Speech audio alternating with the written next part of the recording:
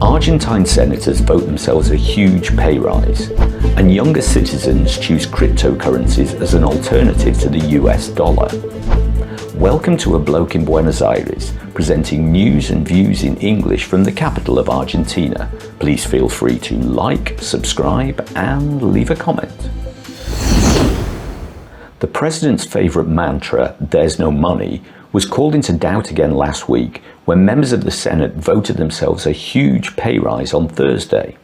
Senators' pay will increase by 170%, from some 1.7 million pesos to well over 4 million. For comparison, this means Argentine senators will be earning substantially more than senators in Spain, about 25% more. And members of the Senate will now earn 20 times the national minimum wage. The vote for the pay rise was cast by a show of hands with no debate, the only votes against coming from the 7 members of La Libertad Avanza, Milei's minority party in the Senate. This salary increase follows on from a similar failed attempt earlier in the year. Back in January, senators voted themselves a similar pay rise, but the head of the Senate, Vice President Victoria Villarruel, reluctantly overruled that vote on instructions from Milei's office. Milei is said to be furious and has taken to Twitter to rant about these cynical and hypocritical lawmakers. While such a huge pay rise obviously won't go down well amongst the population in general, it might actually work in the government's favour.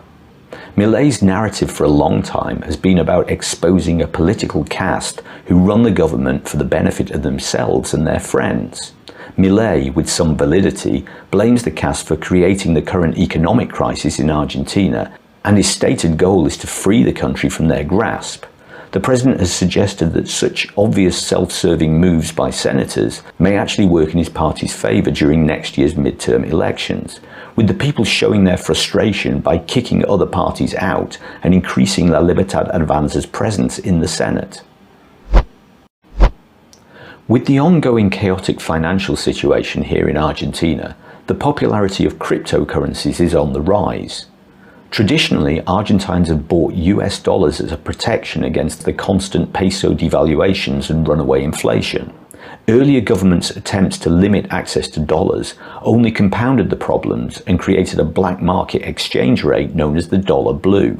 Even the current Libertarian administration won't release its grip on the flow of greenbacks from the central bank. For a while, those with dollars or earning dollars benefited very well from the parallel exchange rate. But as the new government tries to stabilize the economy, the financial advantage of having dollars is falling. Looking for some other bolt hole to stash their cash, more and more Argentines, particularly younger ones, are buying Bitcoin and other cryptocurrencies. Argentina is now one of the top crypto-adopting countries in the world. Of course, the volatile nature of crypto and the desperation of Argentines to find a safe place to park their cash has opened them up to cons and scams. Currently operating in Argentina is a company called WorldCoin. They offer about $80 worth of their own cryptocurrency in return for an iris scan. The company claims to be creating unique world IDs for its volunteers, which could function as a human passport to the internet, so they say.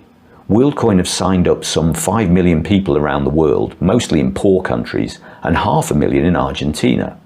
Most volunteers are attracted to WorldCoin because they need the money, rather than out of interest in participating in some grand global project, and there's been concern about under-18s signing up. Exactly what this huge database of biometric information will eventually be used for hasn't been revealed, and the company's contracts with volunteers have been criticised over the potential ownership of personal data. WorldCoin has been banned in Spain and Kenya due to privacy issues and isn't yet operating in the United States. Every news report has some kind of bias, and it's often frustratingly difficult to get a balanced view.